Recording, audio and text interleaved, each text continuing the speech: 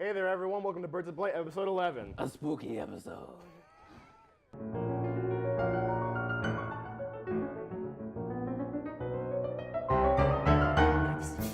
Hey, everybody. Welcome. As we said, episode 11, a spooky episode. Woo! I'm the model for the costume known as Chick Magnet, joined by Logan and Set the Sim. And I'm Stink Boy. he's Stank Boy. The graphics it's a little messed up. We'll figure that out. Oh, and joined by a very special guest, Spider-Man. Spider-Man. Wait, his graphic is on the Sims 1. It's on the Sims thing. Hey, you can't be Stinkman too. Okay. Whoa! What's going on? So let's get back to it. As I said, we have a very spooky episode of Birds of Play today. Starting with the scariest of subjects, a union strike. So basically what happened, was this this week, right? It was this week? Yeah. Yep. What happened this week is the Screen Actors Guild - American Federation of Television and Radio Artists. SAG-AFTRA, specifically like. That's not gonna catch Is that on. only? No, that includes NPR people, like The radio sequel people, to SAG too. before. Yeah. It's basically like the voice actor, like for video games. It's the Union for Video Game Voice The Actors. Union for Video Game Voice Actors. They also have some radio people in there. Not all of them are involved, but this Yeah. is about 25 to 30% of Yeah. the industry. And they did started a strike. I said revolted in the notes against 11 video game publishers. That includes EA, Insomniac, Activision, and Disney. Yeah. So basically, what this means is like for games that are coming out, probably not next year because they probably have most of that done. Like new games that are going to be coming out in 2017 that don't have voice actors yet, going to have a hard time I finding believe it A-list was celebrities. anything and that stuff. started after February 2015. Oh really? Yeah. 2015? Yeah, anything Wow. anything that started after February 2015, if they're not already currently working on it, they're not to work for any of these companies that Right. are listed in this. The big ones there that are very notable to me are Activision and then Disney. So wait, if they're striking as Activision, does that mean that Kevin Spacey is out there holding Oh my a gosh, sign? you read my mind. Yeah, like Kevin Spacey and those kind of actors are saying we're not going to be in like major video Yeah. games anymore. Nice. But That's it's not fixed nice. up. What do you mean? That's the only reason I play Call of Duty. That's a big thing. there's Yeah. interesting things though too, because you have smaller companies that are like Insomniac Games that like, I mean, they make Ratchet and Clank and they have the Spider-Man game upcoming, but it's weird that I find it weird that they'd be on there alongside people like Activision, because I can see like big publishers or whatever doing stuff, but like I just don't know why they Well, wouldn't. particularly be on what was there. their big I guess James, can dispute you that was unplug the mostly mic? We can going hear on, you like, out here. What's Can you that? unplug what the was the mic? biggest From dispute the they box. had going on for the strike? Like, It's the voice actors aren't getting paid enough for I mean, how their much work. you want to get Brandon, paid? can You're we- acting on a game. Can we, Hang on, Brandon, can you unplug the studio mic? We can hear you guys over the studio. Can you unplug the studio mic? Okay. So anyway, going back to it, what was the last point you made? Oh no, I was distracted. just saying, how much do we have to get paid to be a voice actor? Like, So, you're interesting not a- numbers Apparently here. not enough. Apparently, a day's worth of pay for voice acting is about $825. That's it for most voice actors. You said Did you say $825? that's $825. Yeah. for a day? They don't work very. Oh, well, like, they don't true. work I very mean, they long. don't have like a 9 to 5 Yeah, or nothing. yeah, so I give exactly. them that. And this is what they were asking for from the big companies is for voice actors to receive a bonus for every 2 million copies sold of a video game, a cap at 8 million units sold, and basically the bonus would be at every 2 million copies they would get an extra day's worth of pay. So about an extra $825. it's not even that I much. guess Yeah. that's pretty reasonable. And That's for very indie reasonable. games, like if you're going to these indie studios, like none of that is really going to see, because how many indie games are going to sell 2 million, 8 million copies, you know? That's true. But it's such a weird thing that like I've seen people like Nolan North is a very prominent, he does Nathan Drake, he did Deadpool. He's a very prominent voice actor, and he's basically come out and said that like, I don't know why they're striking, like everything's fair, it's like the developers should be getting paid more, and that's what a lot of the publishers have been saying. But the problem that, Well, Nolan North is also the Yeah. nicest guy in the world. yeah, Nolan He's North is also very, also very very nice guy. popular. Every So- single thing. So But- he makes a ton of money. Here's the issue. The entire industry as a whole has a major problem in terms Yeah. of workload and amount of times that they work. Amy Hennig, who wrote the Uncharted series and is now working on a Star Wars game, talked about in interviews how all through the Uncharted series, she was working 80-hour weeks. Yeah. That's insane. But she's not a voice actor. No. That's- yeah, but that that's type still- of workload is Yeah, like prevalent throughout the gaming industry Right. for like animators and artists and stuff like that. And actually, the actors, like someone brought that up saying animators and artists also don't get paid like a crazy amount. They also don't get like any bonuses or anything. But that's the point the publishers are trying to use to not pay the voice actors. They're like, which isn't oh, hey, we have to pay the developers. Yeah. Here's the problem. You don't pay one or the other. You pay them both more because they both deserve more at this point. Especially if you're working 80-hour weeks and you're in the motion capture studio for 12 hours a day if you're a voice actor. And most especially if your game becomes exorbitantly popular, like Call of Duty every year. The other point is that I don't think animators and artists have a union, so they can't really strike if they wanted to. They probably want to, but they can't strike because they don't have a union. And if they do, it's not as prominent. If they do, it's not as prominent. prominent. One thing definitely that I can see about the going on strike, and I know I asked, how much money do they need to really make or whatever. But when you look at these behind the scene games, and like Halo 5, when they were doing all the recording for Halo 5, they had them dotted up. They had to make sure that when you got the in-game content, it looked exactly like the real person. You're not doing like you were before, where it's like standing behind a microphone and you're like, all right, let me just go through these lines or whatever. It's a full run. It's legit. Like they're actually having to act. They're actually having to go through, do stunts and all kinds of stuff. Yeah, if you look at the behind the scenes for pretty much every Naughty Dog game, it's like watching the behind the scenes for a movie. The other thing that the actors mentioned is, unlike regular actors, they have to do a ton of basically B-roll sounds, like grunts and running and like shooting and like death sounds, which takes if you do that over and over again for days on end, that can ruin your voice for a good while. And that's the thing, people aren't valuing, the role that voice actors play in these games enough, because voice acting can make or break a game. Yeah.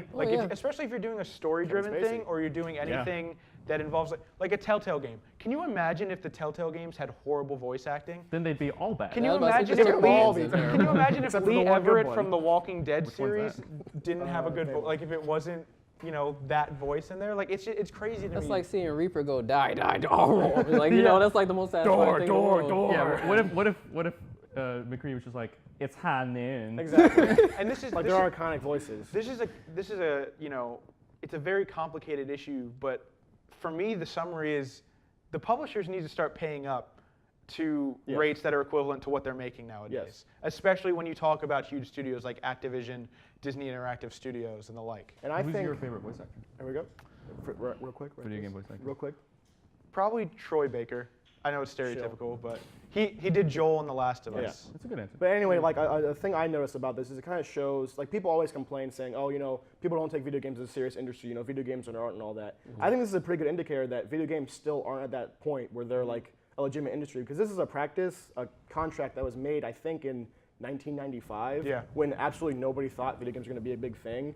Video games are a multi-billion-dollar industry. They make more than the movies. And they still have these extremely archaic and draconian measures where they just work you to death and don't pay you. But that's what the publishers are doing. They're using that argument that, hey, we drew up this contract and the video game industry, it is what it is. But which once again isn't a great it's not anymore. Grand Theft Auto 5 made $1 billion in its first 3 days on sale. That was Grand Theft Auto 5 though. That not every game is going to hit that. And there are games like The Last of Us and stuff that have I definitely see stories. No, but they're asking for one more day of pay when you sell a significant amount of copies. That is not up to only $8 million. It's only if you sell this significant amount. And using the argument that, hey, we have to pay developers more too, then pay the developers more. Don't just say it's an argument oh, we have to pay the developers more too, because they're not offering to pay the developers more. They're we would have to pay the developers too. Yeah, you should be doing that. We should just pay everybody more. Yeah. Because you're making more money, so give them more money. they're raising the game prices anyways. You see the game steadily going up from, $50 to $70, $80 nowadays. So it's you might as well pay it. But then they're trying to say, they're trying to unload the cost, saying that, oh, well, it's because we're trying to use, new products now. We're trying to use new hardware so that way it looks better. We're trying to do new engines, even though they've been using Unreal Engine for a while. But that's just what they're trying to unload off of, and that's probably another scapegoat they're trying to use. Hey. And how long have animators and artists been complaining about immense workloads and low pay in the gaming industry? But see, it's ignored because it's the gaming industry, and the mainstream world of entertainment does not pay attention to video games like they do film and major actors. If Brad Pitt was coming out and saying, everyone who's around me isn't getting paid what they should be, people would be up in arms about it. But because there's a bunch of voice actors for video games going, hey, this has been crappy for almost 20 years. Nobody cares. And it's just a really sad thing to see. Well, one thing I will say, though, is that they're not taken seriously, but you can see things starting to change. For example, you got major networks like TBS, hosting ESL conferences and gaming tournaments and different things. You know, you can buy certain BlizzCon tickets. You can buy them online, but they'll be able to stream them and stuff. Like they are starting to gain enough steam, and like we said, they're even doing better than the movie industry at some points. I mean, you got people who much rather play a game than watch another DC film. So like it's rest in peace, Zack Snyder. It's just I'm sorry, Batman had to do it, but it's just that's the way it is right now, unfortunately. So it's just like a weird archaic system that for some reason isn't changing because like even the unit that they have to be a part of is the Federation of Television and Radio Artists, not even covering like video games. Like the fact that they have to be part of that unit shows that people don't really take video games seriously. Won't let them have like their own like group or whatever. It's a weird archaic system that I hope changes. And like you have the thing of like the prices increasing. Like games, I can see games being $80 within the next 5 years, right? And like I'm completely fine with that if the content is there and everybody isn't overworked and overpaid. I don't want to pay $80 knowing that you just want to increase your profits for your shareholders and still not pay everybody what they deserve. I'm overworked and overpaid. Speaking of $80 video games, a bunch of FPSs came out this year. What a segue. Yep. And some of them are good, some of them are not good. Some of them are great. Can we talk about the bad ones first? You want to talk about the bad ones first? Yeah. Okay. So the bad one, the big bad one that I have on here is Battleborn. On Metacritic, it got like a 69. That's funny, but and a lot of people were calling it were they calling it Overwatch ripoff? Is that right? Well, it's accurate. That's the other bad. It's the other bad. It's a poor man's Overwatch. Poor man's and the Overwatch. rumor is that it's going to go free, right? Is that the rumor? That's the rumor. That's a rumor. I didn't know we kept up with it. What are you doing? What was that? You all right? You want to talk about it? No, I'm good. We might as well go to the other bad one. Everybody wants to talk about it, so let's just go ahead and do it. Paladins. Paladins. I don't even know what that is. It's like an Overwatch ripoff. That is the poor man's Overwatch. Paladins is the game that is a free-to-play that is eerily identical to Overwatch in almost every way, shape, and form. Is there a cowboy? Because I want to play. No, but there's like a guy. cowboy, There's a guy who looks exactly like Reinhardt who has a shield. There's a guy who's exactly like, or there's a girl who's exactly like Mei where she freezes stuff. And There's like a McCree traps mixed people. with a Reaper. Yeah. There's a Hanzo one and a Torb clone. The Torbjorn clone is Torbjorn clone. Yeah, Sure, say the that clone fast. is very. But talking about all these similar. Overwatch clones leads us to Overwatch itself, which is still huge. undeniably a multiplayer masterpiece. It's got a 91 on Metacritic for the PC release. I got some numbers. I think these are accurate from Blizzard. I think there are 200 million players by October of 200 million, 20 million, John. I wrote down 200 million. I think that's right. No. It's not right. I don't know if it's that popular. They celebrated 20 million in October. Is it 20 million? But Yeah. that's confirm this. insane. Definitely not But even 200 still, million. Let me confirm this. I was about to say that's a lot. It hasn't of even zeros sold. you're adding Oh there. man, the But- typos and errors. Hey, it's Anyway. Halloween. That's what happens. Put in when the you go context, spooky. there's 40 million PS4s out there. Really? So there's definitely not 200 million people playing. Well, this was for all the But consoles. the point is, the game came out in May 24th, I think it came out, and it's already at 20 million players by October, which is absolutely insane. It's really ridiculous. I still play it daily, so I mean, I know That there's daily million. grind. It's 20 20 million, way better than 200 billion million. people playing Overwatch. We have aliens everywhere playing All Overwatch. playing Overwatch. But then talking about Overwatch, that also leads us to another game that came out today, actually. With Titanfall 2. Titanfall 2. Who is actually robots. setting the bar stupid high for FPSs, going by every review out there. Yeah. I can't wait to get my hands on it myself. I'm really excited about Titanfall 2. I love the beta, even though everybody else hated it for some reason. Well, everybody's comparing it to Titanfall 1, and Well- they're still a little sore from it because the lack of content and different things, which I understand. Playing But- as a person is cool, and then you get into your big robot, and then you're like stomping robot. other robots, and it's just fun. And it's like there's no other game that Robots. does My that. robot's better than your robot. Well, we'll discuss this after the show. I You're wish I going was down. more interested in Titanfall 2 though, because I remember when the original Titanfall came out and I played it on Xbox One. Like, it was like this exciting new thing. That was the reason why a lot of my friends were buying Xbox One. But now that it's 2016 and Titanfall 2 is coming out, like you have stuff like Call of Duty Infinite Warfare coming out. You had Black Ops 3 come out last year, and like John jokes about it all the time. But I really do think 3D movement is going to die. It's already either this dead. year or the next year. Gosh, Because get over it. You have Destiny, you have Infinite Warfare, you have Black Ops 3, you have Titanfall, and it's just like, it's become this thing where like, can we just get some boots on the ground gameplay again? Well, which leads us to what I think is the best, at least the best single-player FPS of the year, Doom. The upset. Doom goes right back to the basics with the original Doom back in '93. It is a phenomenal Now, are you first-person. saying from a multiplayer standpoint or from a single player I'm standpoint? talking about single player. Single Doom player? has a multiplayer, Right. and it's It's all fine. right. It's all right. fine. Because I was gonna say, it's cool, like, I pretty looked generic. up, but that's not why you play Doom. I looked at the Steam numbers today. I don't know how accurate they are. They're from what's it called, SteamCharts.com. Apparently, there are about like 1.2 million players who bought it on Steam, and within the past 2 weeks, about 15% of that base have played. So about like 200,000 people. are That's still playing the believable game. because I remember Yeah. when Doom launched, everybody was super excited for it, and the next thing you know, you never heard about it, and it was Exactly, like, yeah. what's going on? And there were a lot of issues as far as like the gameplay, the multiplayer. I know was The pretty multiplayer rough. is kind of It's generic. It's a little Questionable. generic, but the single player is without a doubt the best FPS of the year, and everybody should play it. But then when you go through, campaign, I'm sorry, what's it's better? like, you know, Battlefield 1. Oh, we'll get to that in a second. Check out the review on Spinnaker.com. You know Spinnaker.com? But it's just the thing with Doom, though.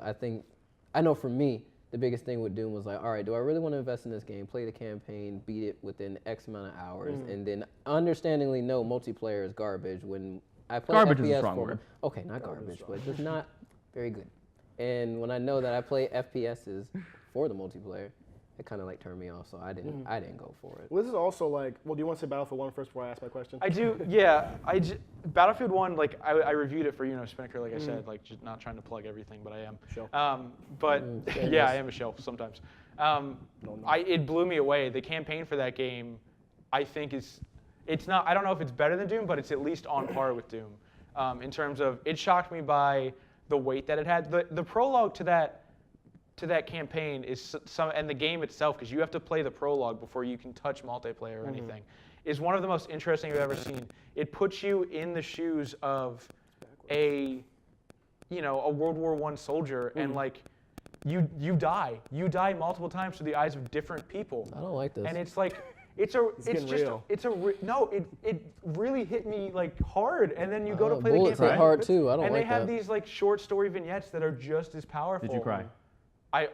Bro, it was close. I got emotional. He cried. You heard it here first, guys. I'll say this. I haven't played Battlefield, but I know that its story is definitely better than Doom's story. Doom gets its strength from its gameplay, and that it abandons all the waist-high cover. It abandons being slow and shooting normal guys. It's just if you stop, 24/7. you're running, you're jumping. If you stop moving, you're dead, and it's great. And the soundtrack's great. And Well, this is the question I wanted to bring up for this kind of topic. We covered a different variation of FPS games that all came out, this year. They're all kind of varying wildly and everything. When you think of, because we were also talking before the show saying, should we put like Deus Ex on the list? Because that's first person, but True. is it a first person shooter? There are guns in it, but it's mainly like thought it was third RPGs. person. It's just It's first person and I third feel like person. just the perspective is first person. I feel like it's a shooter second. no. So like when you think of FPS, do you think, like multiplayer first and then I'll consider the single player, or like for Doom, when you like single player to first? make it and an then FPS, it has to be a shooter first. shooter Yeah. first. Right. Okay. So And I Whether think Deus that's Ex is- multiplayer or a campaign, it doesn't matter. As long as it's a shooter first Yeah. mentality, and by design. for example, Right. Portal qualifies. is not an FPS. You're Portal's shooting not- stuff. What is Portal? No, we're not going to Portal's talk a about Portal's that. a puzzle game. Portal's a puzzle game. But that's the thing. It's in a First-person first shooter. person. Just because something's in a first-person perspective doesn't make it. And like, we don't need to get into this intangible conversation of what Yeah. There's subgenres Well, I and had a everything. second question for this. But What's your second question? The second question I had is, do you think, like, because we were all saying before the show, like, this is the year of FPSs and everything. I had a different mentality where it's like, besides games like, I guess maybe Overwatch and maybe Siege, or like Rainbow Six Siege, where they like kind of like, shake up the jazz a little bit. Like, it's kind of the same things just over and over again with different settings and everything. Like, do you think the FPS genre will be changing in this couple years, or will it just be like the same kind of, it's good shooting and like good story? I think or it's in the whatever? process of changing right now anyways. Because when you look at it, when you look at Battlefield, for example, and look at the lifespan of Battlefield, everybody loved Bad Company 2. Oh my gosh, Bad Company 2, this, that, whatever. Then you look at Battlefield 3, and it was like, the campaign for it was like non-memorable, like it was kind of whatever. But they focused on the multiplayer aspect. And then Battlefield 4, it was all multiplayer. Campaign was non-existent. There's a prettier I Battlefield. was about to say, they had the exactly. glitch I for think the whole both first Battlefield 2-3 1 months. and Doom are going to change the direction of their respective genres, where Doom went back to the basics, and people now know that's okay Like the because Doom is hardcore so action. good. Right. Right. And Battlefield 1 went back in time, which people now know is okay to do. Yeah, exactly. So we're going to see more of both. And went back in time with a very engrossing story that Right. actually tells something I was very worried about with the Battlefield 1. It tells a very good narrative of the historical context of the war and everything. Something that I fear was going to be completely just... Because those are, there are fictional stories in there, but they take place during real battles, real places, you know, and you real still armies. like when you go through the missions and like get like unlocks or whatever, like it gives you historical context for all those, right? So like there's even a game mode in the multiplayer called Operations that like literally you can... Wait, like where you take the organs out and you buzz the Yeah, sides? it's really tough, man. You gotta like move the Ottoman Empire Yo, have you organs ever gotten out. the spleen and the wishbone out? Oh man, I don't know about The that. wishbone always gets me. That's tough, man.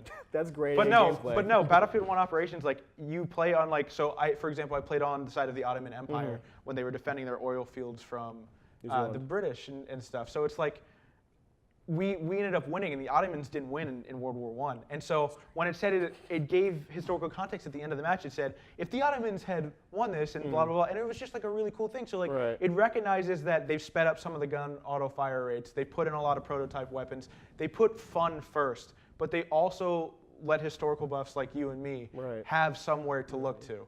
And that's something that I really appreciate, because I think like for a really long time, like shooters were kind of becoming like what Call of Duty is now, like just the action-y joke where it just put as much action, as much like funny crap you can and get then in. a bro The fest. 12-year-olds will love it and everything. I like that. It seems like that games like Overwatch are going like, and Doom are like going like, you know, hardcore gameplay. We want to get our audience base like really happy with that. And games like Battlefield 1 like do that in a similar, but also say we want to provide a good context for the setting that we're put in, you know? It's a really nice And precedent the to thing set. is too, you bring up Call of Duty, is this year Call of Duty had to like basically like rebound back from what they're doing, because Infinite Warfare is coming out literally a week from today.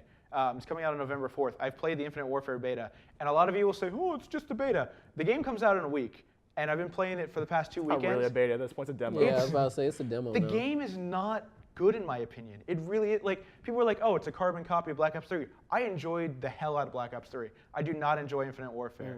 They brought back everything that no one liked, and they're including things that no one liked as well. So it's just like, I said the same thing twice. They brought back things that no one liked, and they took away things that people were excited about. And so you have Modern Warfare Remastered coming bundled in with the collector's edition for that game as kind of a concession for those people. But I don't know how much people are going to be willing to pay $80 for a 9-year game over something like Battlefield 1, which is you pay $60 or $47 with Amazon Prime. Thank you, Amazon. Quick shout out. And Best Buy does it too. But, you know, I would much rather play a brand new Battlefield 1, which is, it blew me away, than play the same old Call of Duty that I know they kind of just try to copy and paste. But Well, let's talk about, I mean, while we're talking about Call of Duty or whatever, because I know Logan and I had this conversation. We had this conversation the other day. And when you look at Call of Duty, like with Infinite Warfare, you look at a lot of pro, gamers and the streamers and all those people who really get their hands on it early and do things. We saw that it was pretty. It used to be just heavily, we hate this. This is stupid. We hate this. Right. And then now it's kind of getting split to where I see a lot of streamers and pro gamers who are like, why do you guys hate this game? Like I've played it. You've played it. I've dealt into it. Why do you hate it? This is a good game. Yeah. They're trying to be advocates for it, saying that, hey, normally you have to look and see, okay, there's Activision in their back pocket, like, that kind of thing. Are they really getting, some help from that? But no, when you look at it, it's like they're saying all the things that, you didn't like, all the things that you complained about. I had one guy, I think it was Jericho, he went and on his feed, he just had people saying, well, I don't like this. He was like, well, they changed that. He was like, well, I didn't like this. Oh, well, they added that. Like, it's really hard. So I'm kind of interested to see within a week, when everybody gets it, are they going to do, is it going to shift? You talked about Jericho, though. It's got to be real quick. You talked about Jericho. He said I think it was Jericho. He said he's not touching Infinite Warfare. I know where you're coming from. Like, a lot of pro players are happy about the concessions that Infinity Ward made in order to make the pro scene better. But publicly speaking, you have major Call of Duty YouTubers like Prestigious Key and Drifter, both with millions of subscribers, saying that they don't like the game. That directly impacts their livelihood, and the fact that there's that much of a split before the game is even released shows that this year is just going to be a very fractured thing. It's a chance for Battlefield 1 to take the reins. It's going to be a very spooky year for Call of Duty, a very spooky forward life for Call of Duty. Speaking of spooky, we're going to take a quick spooky break and then get back to the spookiest games we've played ever. Stay tuned. Ooh. You look fantastic today.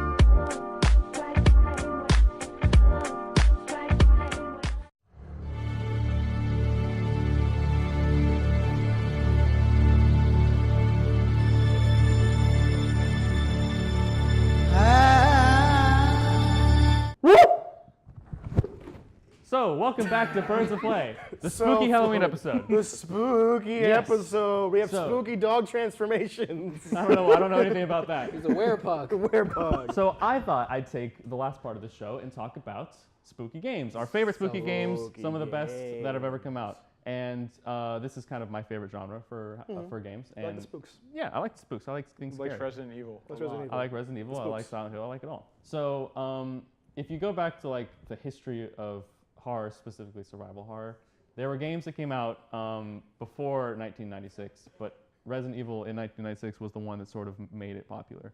And ever since then, games like Silent Hill, games like Fatal Frame, games like Amnesia, all this stuff's come out. Just keep naming the ones we were going to say. It's fine. It's good. I'm just kidding. So I thought I'd ask you guys what some of your favorite spooky games are, starting with John. I like the indie spooky tiles. Spooky tiles. Yeah. Spooky Spoopy. games. Very Which is a Like, big thing these days. Which is a big thing these days. Like, I forget the first part of it, but it's the something House of Jump Scares. Spooky's House of Jump Spooky's Scares. House of Jump Scares, that's Yep. what it is. I can't believe I forgot spooky. So basically, Kind of the word of the day. Yeah, you're going through like 100 rooms, I think it was like 500 rooms, and it just And it gets, starts off with little just cardboard cutouts. it's like, oh, it's a little spooky, and then it gets progressively like really messed up by and stuff the like end of it, that, it's like yeah. actually really Yeah. screwed up. And like not the second, like the first Amnesia, like Yeah. really like the indie horror games. There's one I think called like it's something about like it's like the psychology of a house.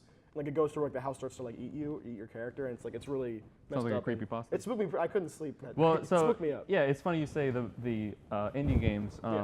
Sort of Amnesia wasn't the first one, but it was the one that kind of got the ball rolling with all that, especially with like Let's Plays on YouTube and that. Amnesia came out in Scream 2010. Yeah, and it was a first person game, not a first person shooter, it's first person game, and it was kind of the one that started the craze of not having any power. You're completely powerless. You have to hide from spooky And monsters. that's why I was kind of like interested when you said Resident Evil, because I don't really consider Resident Evil a spook game. That's more of Really? like an action game. Like Okay. sure, the first part's Well, spooky. 'cause now you it get is. sh- No. You I'll get say, what are we shotgun and you comparing shoot. Well, I'll it. tell you this about Resident Evil. The first four were by far horror games. 1, 2, 3, and Code Veronica. I mean, there's no doubt about it. They're survival horror games. Resident Evil 4, which came out in 2005, is a fantastic game. It's an action game with some scary elements. Okay. 5, 6, and on are definitely action I games. do buy the Silent Hill spooky. Yes. So Silent Hill 2, whether or not you like horror games, you should play. It's Spooky. one of the best games ever made. It's got a story that will just blow your mind, and it is the most atmospheric game ever made. Rest in So peace. when we're talking about spooky games, are we talking like Devil May Cry or like Five Nights at Freddy's? So the difference between Devil May Cry and other horror games, Devil May Cry is kind of like Resident Evil 4, where it's an action game. It's got Action-y. some sort of spooky stuff There's some in it. spooks in there. But I'll allow it. I Cool. will allow You're allowed Devil May Cry? Because here's the thing. One of my favorite spooky games is the Dead Island and Dying Light. Dead Island Really? series and Dying Light. Because you like okay. Dying Light? Yeah. No, the question is, do you like Dead Island? Yeah, I really Oh, like yeah, Dead true, Island. actually. Here's the That was a thing. better They're question. glitchy, buggy games, but they're creepy. Like, the entire atmosphere of those games is you hear zombies and people Okay. screaming I as can you're buy going it. by I or can whatever. buy it. They have zombies in it. Zombies are creepy. If you want to go Spooks. strictly off of horror-based games and stuff like Yeah. that, Outlast scared the poop out of me. Outlast is It was great. really Outlast good. is It's a really great legitimately game. terrifying. Yeah, Outlast took the whole night vision camera that you've seen in some found footage movies and put it into a game, and it worked great. And that's another one that's a lot like Amnesia. There's a new one coming out. Spooky Snake Man, you got any spooks you want to tell us? Oh, well, I had a question also. So if zombies are spooky, does that mean like Dead Rising is on the list? Does So that count? I That's mean, like that actually comedy again? spook, you So know? Like that and Left I don't 4 know. Dead, in my opinion, are more of the action than the yeah, spooky. Dead Rising is a comedy game, and Yeah. Left 4 Dead is an action game. But both of them have some moments where you're kind of like, oh, this is a little spooky. There's games that are straight up, no doubt about it, spooky though. Like Like Five Stinky Nights- Spook. Never mind. But in terms of new games, we have like the Evil Within. You have the Resident Right. Evil series that are newer. But I think there's also a category of games that are just they have weird elements into it. So like Castlevania Symphony of the Night. It's not a horror game. It's But there's some it's spooks. a Metroidvania. But there's some spooky stuff in there. spooky Those stuff. bosses are pretty cool. And I feel like like it'd be okay if you played a Castlevania game for Yeah. Halloween. And they're all like entire, like going back Vampires. to indie games, like they're entire indie games where it has like a very spooky setting and like Lone it's very dark all the Survivor. time. But like there are indie games like that where like it ends up there's no monsters or anything in it. It just it makes you like it messes with your brain, you know, and Yeah. like, you think of all the spooks yourself. And those are the ones that are really powerful for me. I I don't really like getting scared that much because it's kind of hard. But when I play certain video games, I get spooked. I'll be sure there's a Slender Man at your house. This weekend. Exactly. Yeah, and we talked about VR a few episodes ago. VR is going to change spooky games. VR has been around a while. It's going to change the landscape of spook. Right, Dude, but there's talking about Resident Evil 7 is coming out for VR. I knew it was coming. No, I mean, I was to bring waiting. it up. I was waiting. It's going to be the first big game on VR, and it's a full horror game, and it's going to scare the poop out of people, judging from the demo and the trailers. So I think VR by this time next year, Birds of Prey episode 3000 when we're next Halloween. It's going to be 3,000 weeks in a year. Yes. Just We're like probably 200 production million every day. people playing. We're going to be up in production of the show. 200 million people playing Overwatch. We'll bring that up next week. 3,000 shows in a year. 300 I mean, why billion not? people. We math here. But So VR is going to change horror, and it's going to make it even better, I think. another thing I wanted to bring up, because you talked about zombies a little bit, you also have some spooky games that are very well written and very powerful and very good gameplay, like not Resident Evil, the Red Dead Redemption. Definitely not Resident You Evil. know, about you know, Silent Dead Whoa. Nightmare. Yeah, DLC. so Under Nightmare. there's a lot of Yeah. games that don't even lend themselves to have actual spooky content, but Red Dead Redemption, a Western game, had maybe my favorite single-player DLC of all time, very Undead good. Nightmare. I agree. It came out that October, the same year the game came out. It's $10. And it was basically a whole new game about the zombies taking over the Old Yeah, West. it was a whole game on its own. It was game. awesome, and it's got great multiplayer, just like the normal game. And then there's other DLC games, games with DLC, like Overwatch just got some Halloween updates. Yeah, it's not really spooky. Awesome. Not Very really nice, spooky. very nice skins though. Very nice very skins, nice though. skins. A lot of Yeah, multiplayer. that Michael Jackson Soldier 76 skin, let me tell you. Is that Ace. real? Yeah, man. Yeah, That's Yeah, awesome. I didn't even know about that. Yeah, Ace. they have Junkrat is like a Dr. Frankenstein. Roadhog is Frankenstein's monster. Nah, he's scary on his own. let Yeah, alone he's that got all skin. this stuff. Mercy is a witch, and then they have like tombstones and different things for everybody. Like Anna is like the old lady healer or whatever, and she gives out candy to everybody. All the Like, kiddos. Well, that's She's the a thing. creepy That's the thing grandmother. about Halloween is that games celebrate Halloween more than any other holiday by far. There's rarely a Christmas update. There's never like a Thanksgiving update, but almost every game that updates with DLC or new content is going to do a Halloween special. And like I said before, like I really appreciate spook games because like I go see a scary movie, games. I don't get too scared. But when I play a spooky game, Yeah. I get spooked. Yeah. And I like getting spooked. It's a fun Yeah, thing. being scared is my favorite thing. Yeah. Is my favorite feeling, and especially in video games, which is my favorite hobby. So scary video games are the best, and Halloween is just people underestimate how special it is to everybody because to have a game, I know I'm gonna cry. No, to have a game that's not scary at all, like Red Dead Redemption or Overwatch or Infamous 2, and then put a Halloween throw What's spin on your it. Halloween spirit? Yeah, to put a Halloween spin on it is just so cool to me, and I love it when you It do is that. pretty awesome. I like and it. then like I don't like horror games. I can really care less for them or whatnot. There is one game that Markiplier always streams that I really wish I knew the name of. He's like on this old boat and he's like running around and then it's the craziest crap just jumps out at him. Yeah, And I'm then sure it's one of those Steam indie It's one of those games. Steam Yeah, indie yeah. games, and that honestly, that's where Steam really kind of gets a lot of its steam from. Because yeah, I know, right? What a I'm pun. saying it's bars, but it's because they're able to put out a lot of little things like that, and it appeals to the community who does like the horror games and everything. And I think for that community is awesome. Even for people who are not in it like me, you can watch it sometimes and just be like, all right, this is funny. Because then when you watch the reactions, especially from those streamers and everything, when you see their reactions that they give, when something pops out of them, they're playing in a pitch black room, and it's freaking them out. And it's priceless, honestly. And it's really, I think it's really something nice for people who don't care for Halloween, but a good horror game that they can even play or watch somebody play. And it's fun to play with friends. Fun to play with friends, yeah. And real quick, quick. Go ahead. horror games sort of weren't going anywhere for a while. Resident Evil turned into action, Silent Hill started sucking, and it really was these indie games with these YouTubers, these streamers who brought them back and made them awesome again. And now we're kind of in a horror game renaissance where games like Outlast 2 and Resident Evil 7 are going to be huge. And back in like Huge. 2000, they're going to be huge. They're gonna be huge. Every show Back we in do like it. 2000, yeah, in like 2006 or 7 though, if these games came out, they would have bombed and nobody would have cared. Yeah.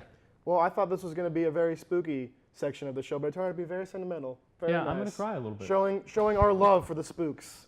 This has been episode 11, the spooky episode. I am the model for the chick magnet costume, joined by Spider-Man. joined by Stink man. and finally, Pierce Turner. give me pictures of Spider-Man. Bye, everybody. You say your name for once when you're dressed up as Spider-Man. I know, right? How's he talking about the spooks? Why didn't we do that during the show? Why didn't we? Wait, go back. I love how Jarris is slowing down his words. I'm trying to sing when he gets really up. Speak up, like seriously, just speak up next time. You broke the mic. Nice. Like broke. Can't hear anything during the whole. Just Alright. put it in the bowl and then Get take ready, it. get set up. Everybody get your shit together.